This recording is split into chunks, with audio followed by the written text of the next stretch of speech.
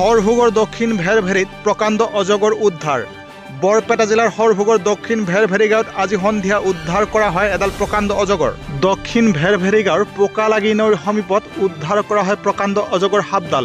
ঘটনাৰ বিৱৰণী মতে আজি গাঁওখনৰ এজন ব্যক্তিয়ে সন্ধিয়া প্ৰকাণ্ড অজগৰ সাপডাল প্ৰত্যক্ষ কৰি গাঁওবাসীক খবৰ দিয়ে আৰু তাৰ পিছত খবৰ দিয়া হয় হৰভোগৰ প্ৰকৃতিকৰ্মী সংগঠন আৰ্থ ৰেঞ্জাৰ্ছক। পাছত আৰ্থ ৰেঞ্জাৰ্ছৰ সদস্য দেৱাশিষ দাস আৰু আন এজন সদস্যই আহি উদ্ধাৰ কৰে প্ৰকাণ্ড অজগৰ সাপডাল। উদ্ধাৰ কৰা অজগৰ সাপডাল মানস ৰাষ্ট্ৰীয় উদ্যানত মুকলি কৰি দিয়া হ'ব বুলি জানিবলৈ দিছে প্ৰকৃতিকৰ্মী সংগঠনটোৰ সদস্যসকলে। উল্লেখ্য যে উদ্ধাৰ কৰা অজগৰডাল দীঘলে প্ৰায় 10 ফুট আৰু ওজন প্ৰায় 35 কিলোগ্ৰামমান হ'ব বুলি জানিবলৈ দিয়ে উদ্ধাৰকাৰী দলটোৰ সদস্যসকলে। হৰভোগৰ পৰা উদয়নাথৰ ৰিপৰ্ট, নিউজ টাইম 3। নমস্কাৰ, মই ভূপেন ৰায়, হৰভোগ দক্ষিণ ভেৰভেৰি গাঁৱৰ হয়।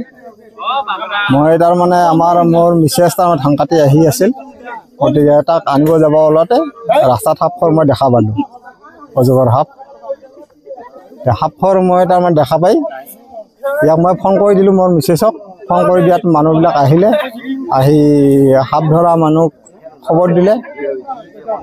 খবৰ দি সিহঁতে আহিল, আহি এতিয়া সাপবোৰ ধৰিছে। সাপখৰ অজগৰ সাপ হয় আৰু মোটামুটি 9 ফুটমান দীঘল হ'ব, ওজন মোটামুটি 25 কিলোমান হ'ব।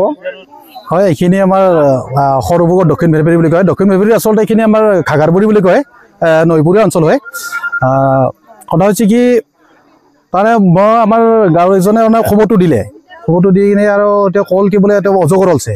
তেওঁ অজগৰ ওলা বুলি কোৱাৰ পিছত আৰু গোটেইখিনি আমাৰ গাঁৱৰ মানুহখিনি, সমস্ত মানুহখিনি গোটেইখিনি আহিল। গাঁৱৰ ৰাইজে আহি চালোঁ, চাই কিনি ইয়াতে লগালগ কিবা ময়ে ফোন কৰিলোঁ আমাৰ সাপ উদ্ধাৰকাৰী টিমটোক মই ফোন কৰিলোঁ।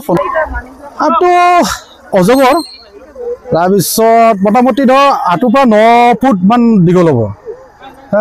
আৰু যিকেইজন আমাৰ উদ্ধাৰকাৰী কেইজন আছে তেখেতসকলে তাৰমানে এইটো মানস ৰাষ্ট্ৰীয় উদ্যান তাৰমানে তেখেতসকলে মানে এৰি দিব বুলি কৈছে আৰু আমাক।